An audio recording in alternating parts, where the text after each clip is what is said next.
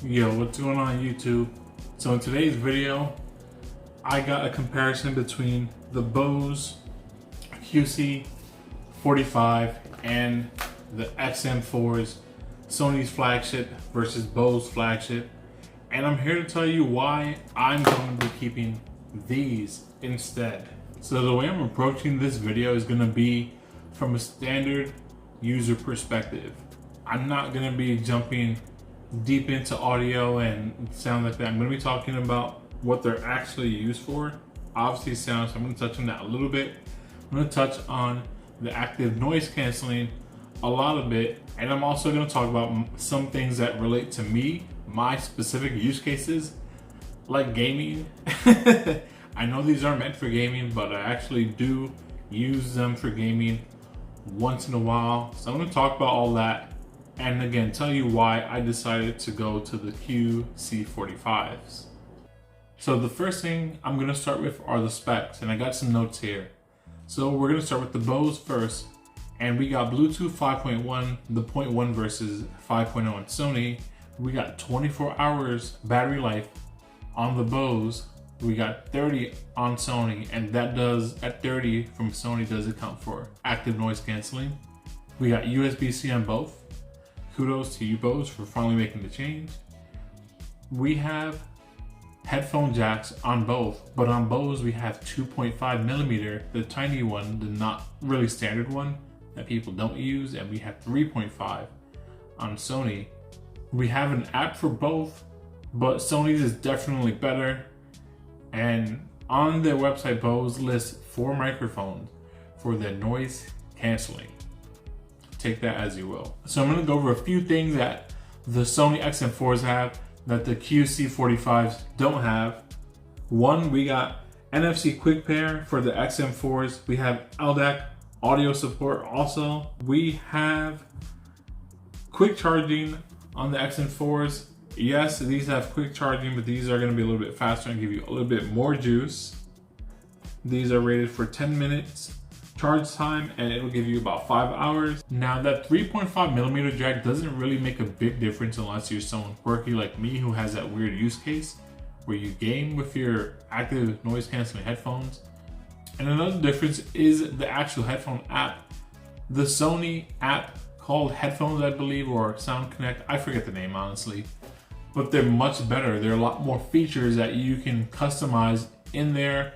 I even saw a firmware update feature with notes for the log and updates, or sorry, the change log inside the app. It has a ton more features compared to the Bose ones that are bare bones. Bose, if you're listening, please add some more features in there. It's pretty bare bones and dry, and you can't really customize anything at all. So now we're going to move on to the design, which is actually one of the cooler parts for me that I enjoy about the headphones. So let's start with the XM4s right over here, and you can see they have some nice comfortable cushion right here. You can see I'm not putting any pressure at all. They're super soft. They have the adjustable swivel design here. Fun fact, don't judge me, I actually thought this is where the charging part was originally. I know, ridiculous, but obviously this is where the headphone actually vents to get you that more full sound experience. You have the USB-C down here. You have the headphone jack. You have a few buttons, and I love how tactile and how much these buttons actually stick out. On the XM4s, they feel so good. You can easily like just kind of slide your finger and know which button you're pressing. And it also has a LED so you can know if you're impairing, if you're low battery, all that good fun stuff. And you can kind of see some of the microphones. I don't know if you can see that on camera, but they're there, exist. Has the headband up here, nice cushiony headband.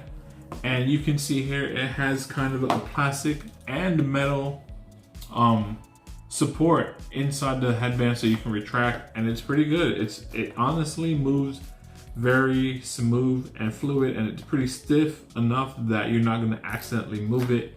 So now we're going to move on to the QC45s and talk about those. On the QC45s, you can immediately see a difference here in the design. You have the vents here on the outside, and also I'm gonna assume that one of these is not a vent, but actually one of the microphones that they have built in. You have the buttons here, just immediately you just see that difference. They just look so different. Where Sony tries to hide those buttons and make them minimalistic, Bose is bold and just kind of slaps them on. They even have grooves and outlines around them. LED here, USB Type-C here, the 2.5 millimeter jack here. Why do 2.5? No one does that anymore. This is such an old standard and this needs to be gone. Honestly, it doesn't make any sense. Moving on, we got the cushions here. Nice and soft, not putting much pressure here. They're wide enough. My ears fully kind of get in here and don't really touch or hit the actual pad, so no issue there. And one of the things that I really like about the QC45s is gonna be this custom cast metal feeling on the outside. You can feel it. It's a touch cool, so you definitely know these are the metal parts. And it just feels so solid. It feels kind of smooth. I actually prefer it a little better than the soft touch plastic on the Sonys. And the same for the hinges here. They have the custom cast metal and it just feels rock solid. I feel like there's no way I can break these, that they're gonna last for years and years. The buttons, I'm gonna say they're a little mushy feeling, honestly. They're definitely not as tactile as the Sonys, which is bad. They're not super mushy to the point where you feel like, you know, they're gonna probably break off or anything. They're definitely good buttons, but just not as tactile feeling as the Sony ones. And you see here on the actual headband itself, you got some metal and plastic, or actually I think this might be cast iron. Not sure, let me know what you think in the comments. As far as which one I preferred, obviously the Bose, I kind of touched on that. I love that cast metal feeling. It feels so nice and solid, and also lightweight is the key there. But for now, we're gonna move on and talk about the active noise canceling. Both of these have a button that will actually activate the noise aware mode, and that noise aware mode, like I mentioned, is gonna be, it basically will listen to the outside world so you can get a sense of what's going on around you. Maybe there's an emergency and you see people kind of like scattering around. Hopefully that doesn't happen, but you can just automatically listen. Now, as far as the active noise canceling itself, let's do a live test. And the Bose noise canceling is good. It's definitely rock solid. When I turned it on, it was tuning out mostly everything. Really loud sounds, just like the Sonys though, it's not gonna drown out every single thing. For example, there was a leaf blower outside my window other day and I could hear it. I had to close the window. Same thing on the Sonys as well. And again, they're not gonna do that. Basically, they're not that great. They can't just drown out the world completely. Now, going to the Sonys, I would say the noise canceling here is definitely a lot better. Here's my theory. I think that because the Sonys have more padding, let's look at the headphones actually, flip them over. Because the Sonys have thicker padding, these aren't as thick. I can feel that they're a little bit thinner. Because these have thicker padding, I think that helps with the noise canceling. And here's my reasoning behind it. I tested typing on a keyboard. I tested just opening and closing some things, banging some stuff on my desk while I was working, just to kind of get a full test of how good the noise canceling were on these. And the interesting thing was this. The noise canceling seemed to always be a little bit worse in every single sound scenario that I kind of threw in versus the XM4. Let me know what you think about that theory in the comments. Let me know if you think it's true or not. Let's talk about that. So now we're going to talk about the sound quality. And again, I mentioned I'm not going to go do a deep dive. If you have these, you want these for noise canceling and for decent sound. You're not buying these for audiophile stuff. With that being said, they both sound really good. The Bose are a little less on the bassier side. The Sonys were a little bassier, but again, that could be because of the padding, like I mentioned. If you have more padding, it's going to trap in sound and those low frequencies a little bit more, and you're going to get a little bit more of a bassy feel. Another thing the Sonys did better actually were 3D audio, and I guess a better way to say it is they had more sound stage. If you don't know what sound stage is, It's basically the presence of sound feeling around you. You know, when you listen to, let's say, a movie in the movie theater and the sound feels around you, that's what soundstage is for headphones. Doesn't mean that the QC45s had like this kind of flat, boring, plain sound. They just didn't sound as wide as the Sonys. And now last but not least, I want to talk about the comfort. This is actually the main reason why I'm switching to the QC45. For my use case, I use these a little bit when gaming. I use them when I'm video editing because they're comfortable and they drown out sound. And I can kind of hear the nuanced sounds, or if a video clip is off because maybe my cat was meowing or doing something crazy in the background, or someone was banging something outside. With the noise canceling, I can really zone in and hear that well. And the Bose are just so good. And I think it's because of the material that they have.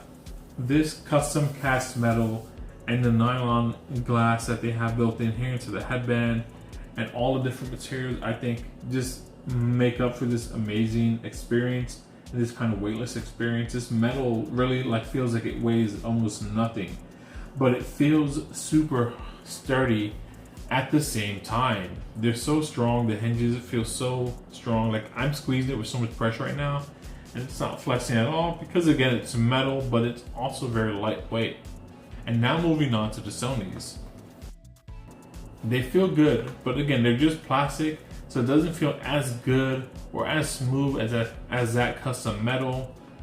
And the soft touch is nice, but again, I honestly prefer that custom cast metal. It just feels so much more premium and luxurious. It just feels really high end compared to the plastic here on the Sonys.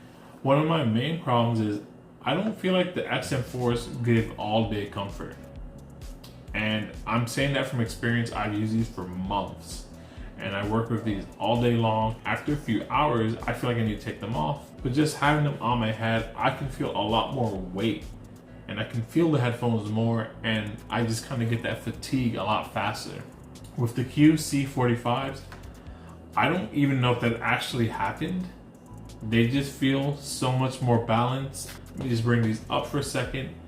And I don't really feel putting them on. Let's put them on the right way. I feel almost like there's equal pressure from all sides. Feels lightweight here, feels lightweight here. It feels like it's actually balanced weight on my head versus the XM4s, and which is the main reason why I'm switching over. Actually, one more thing.